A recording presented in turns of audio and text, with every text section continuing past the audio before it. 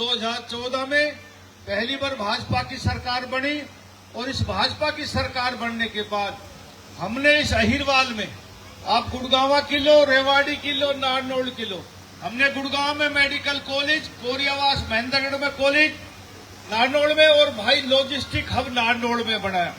गुड़गांव में यूनिवर्सिटी बनाई जो वर्षों की मांग थी कि भाई दुनिया भर की यूनिवर्सिटियां बन गई, लेकिन गुड़गांव जिले में यूनिवर्सिटी नहीं बनी।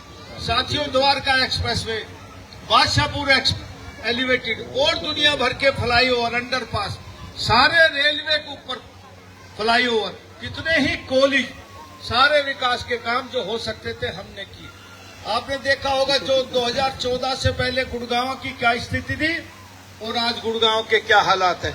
मैं कितनी अच्छी अच्छी सड़कें बना के गया था, लेकिन आज सब सड़कों पे गड्ढे हैं। गुड़गांव में आप चले जाओ, गांव से निकलो, सब जगह गड्ढे हैं, पानी भर जाता है। एक स्थान से दूसरे स्थान पर जाने के लिए घंटों घंटों इंतजार करना पड़ता है। आपको याद होगा एक बार 2016 में बारिश हुई और हीरा होंडा चौक पे जाम लग गया, पानी भर गया, 3 दिन तक नेशनल हाईवे बंद रहा। इंटरनेशनल मीडिया ने भी रिपोर्ट करी, प्रधानमंत्री तक के भी टेलीफोन आए, गृह मंत्री राजनाथ जी के भी टेलीफोन आए और मनोहर लाल जी ने मेरी ड्यूटी लगाई कि राव साहब इस पानी को खत्म करो। हमने ऐसा इंतजाम किया कि अब कितनी ही बारिश आ जाए हीरा होंडा चौक पर आपको 2 बूंद नहीं मिलेगी। आने वाले समय में गुड़गांव शहर की ऐसी व्यवस्था करेंगे कि कितनी बारिश हो जाए, आधे घंटे में गुड़गांव नीट एंड क्लीन और साफ हो जाएगा। आज गुड़गांव में हर जगह जाम लगता है। 18-20 अंडरपास फ्लाईओवर बनेंगे ताकि स्मूथली आदमी एक स्थान से दूसरे स्थान पर जा सके। गुड़गांव में हम 2 काम नहीं कर पाए, एक हॉस्पिटल नया नहीं बना पाए और एक बस स्टैंड हम नया नहीं बना पाए। साथियों, मैं जब मिनिस्टर था तो हॉस्पिटल को पुराने को तोड़ने की परमिशन दे के गया, लेकिन इन 5 सालों में भारतीय जनता पार्टी की सरकार नहीं रही, 2 दलों की सरकार बनी कि भाई एक भारतीय जनता पार्टी और जेजेपी, और जितने महकमे अच्छे थे पीडब्ल्यूडी वगैरह के वो सब जेजेपी के कोटे में गए और गुड़गांव में सड़कों का कोई ठेकड़ी भी नहीं लगी। मैंने तो अपने टाइम में एक हरपत योजना का ऐप चलाया था कि भाई कोई गड्ढे भी हैं उसकी आप फोटो भेजोगे तो 72 घंटे में पीडब्ल्यूडी डिपार्टमेंट उन गड्ढों को भरेगा। ऐसी योजना थी। मैंने पहली कलम से फैसला किया कि हरियाणा में जो सड़कें बनी थी वो कभी जब हरियाणा बना, चौधरी बंसीलाल जी इस प्रदेश के मुख्यमंत्री बने, उन्होंने हर गांव में बिजली, पानी और सड़क पहुंचाया। उस टाइम गाड़ियों की संख्या बहुत कम होती थी। 70 के दशक में गांव में 1-2 मोटरसाइकिल मुश्किल से हुआ करती और वो सारी रोडें 12 फुट चौड़ी थी। आहिस्ता आहिस्ता संपन्नता आई और हर गांव में कई कई गाड़ियां हो गई तो रोड पे चलना मुश्किल हो गया। बढ़ते ही पहला ऑर्डर किया कि कोई नई सड़क बने, चाहे पुरानी रिपेयर हो, सारी की सारी सड़कें 18 फुट चौड़ी होंगी कि 2 गाड़ी सुगमता से आमने सामने से निकल सके। और पहली बार आपने 3 पट्टियों की सड़क इस अहिरवाल में देखी होगी। वो 3 पट्टी इसलिए कि एक्सीडेंट बच सके, रात को धुंध पड़े तो चमक सके और लोग गाड़ी सही तरीके से चला सके। और बहुत से हमने काम किए और आपको विश्वास दिलाता हूं कि आपके आशीर्वाद, आपके सहयोग से मैं विधायक बनता हूं। सरकार भारतीय जनता पार्टी की बनने जा रही है।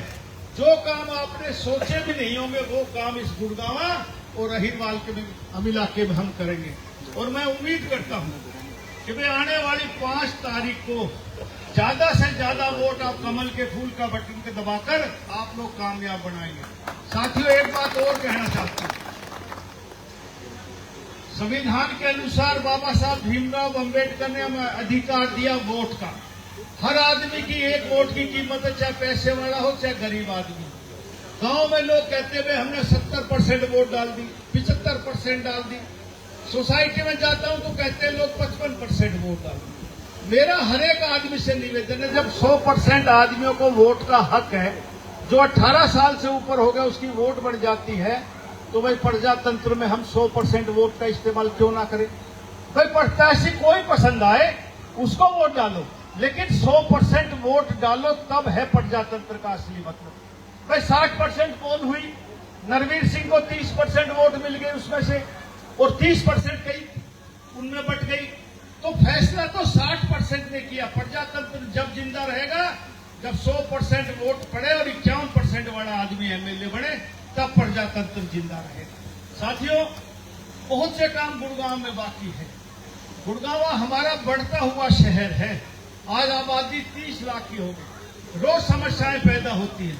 और मैं तो एक बात हर जगह कहता हूं कि यदि आदमी के शरीर में रोग लग जाए और उसका समय पे उपचार ना किया जाए तो कहते हैं आहिस्ता आहिस्ता वो बीमारी बढ़ जाती है। इसी प्रकार बढ़ते हुए गुड़गांव में यदि समस्याओं का समाधान नहीं किया तो ये विकराल रूप धारण कर लेगी। इन पिछले सालों में गुड़गांव में कोई विकास का काम नहीं हुआ और यदि इसी तरह गुड़गांव में विकास नहीं हुआ और ये 5 साल भी बीत गए तो आने वाले समय में भगवान रामचंद्र भी जन्म ले लेंगे तो इतनी समस्याओं का समाधान नहीं कर पाएंगे। इसलिए मेरा निवेदन है कि आने वाले भविष्य को, आने वाले इन बच्चों को अच्छा एक स्थान मिले, गुड़गांव अच्छा हो, स्वच्छ हो, सुंदर हो, ऐसा शहर बनाने की हमारी कोशिश है। साथियों, हमारा गुड़गांव मेडिकल और एजुकेशन का हब है। दुनिया भर के लोग यहाँ इलाज कराने के लिए आते हैं, लेकिन गुड़गांव में यदि गरीब आदमी हॉस्पिटल में पहुंच जाए तो 5-5, 6-6 लाख रुपए में बुखार उतारते हैं। आम आदमी कैसे जिए? तो गुड़गांव में कम से कम नरवीर सिंह की इच्छा की 1 नहीं 4 हॉस्पिटल नए बनने चाहिए। गुड़गांव में 4 सब्जियां मंडियां बननी चाहिए। हमारे स्कूल की ऐसी हालत हो गई सरकारी स्कूलों की कि आम आदमी सरकारी स्कूल में अपने बच्चों को नहीं पढ़ाता, क्योंकि यदि सरकारी स्कूल में बच्चों को पढ़ाए, रिश्ता करने भी हम जाए और लड़के वाला जाए या लड़के वाला जाए तो पूछे कौन से स्कूल में आपका बच्चा पढ़ता है, तो हमें शर्म आती है कि हमारा बच्चा सरकारी स्कूल में पढ़ता है। यदि हम कहेंगे हमारा बच्चा शिवनादर में पढ़ता है, हेरिटेज में पढ़ता है, श्री राम में पढ़ता है, तो एक स्टेटस सिंबल बन गया कि उसका बच्चा उस स्कूल में पढ़ता है। मेरी ये योजना है कि गुड़गांव में 863 स्कूल है, प्राइमरी से लेकर 10+2 तक सरकारी स्कूल हैं और गुड़गांव में मल्टीनेशनल कंपनियों के 400 हेडक्वार्टर हैं, जिनका हजारों करोड़ रुपए CSR का फंड है।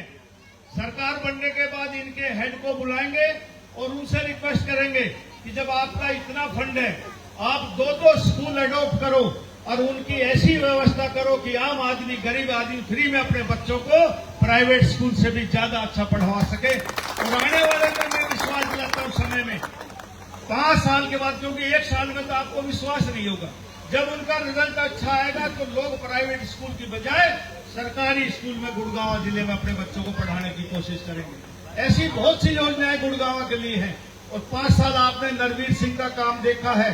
आपके आशीर्वाद, आपके सहयोग से नरवीर सिंह मिनिस्टर बनता है तो मैं फिर कहता हूं कि चांद तारे सितारे तोड़ के नहीं ला पाऊंगा, लेकिन एक MLA, एक मंत्री की हैसियत से जो कुछ मैं कर सकता हूं वो सारे काम। और मैं तो फिर भी कहता हूं जो पंचायत मेरे साथ पिछली योजना में रही, इनके 4-5 महीना पहले हाथ उठा ले कि गांव में कोई काम बाकी नहीं है, लेकिन गांव बढ़ रहा है, समस्याएं बढ़ रही हैं। आने वाले समय में भी सभी समस्याओं का हम समाधान करेंगे। और भाई एक निवेदन और, अब के मैं नॉमिनेशन भर के आया तो 5 आदमी गए। मैंने कहा भादुओं का महीना है, क्यों लोगों को परेशान किया जाए, ना जलसा किया ना जुलूस किया, लेकिन राजनीति में रहने के लिए राजनीतिक ताकत भी दिखानी जरूरी होती है।